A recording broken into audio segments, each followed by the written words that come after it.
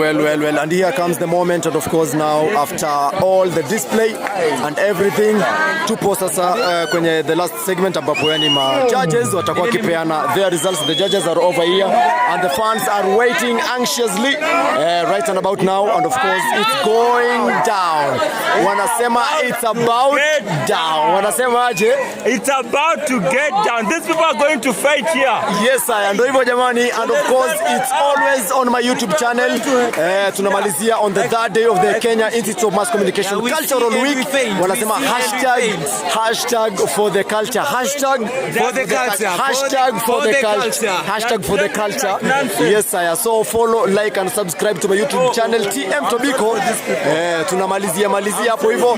The last event has come to an end, and of course mafans wanangoja kungoja, mashabiki wanangoja kungoja, and of course hapo hivyo ni majudges wanafaa kuamua ni nani ndio atakuwa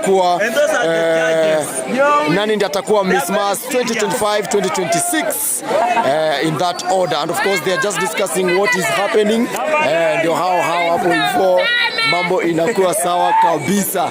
Awiti on the other side amedunda kabisa, and of course all the participants, all the pigeons, and of course all the modelers wako pale hapo hivyo wanangoja kabisa.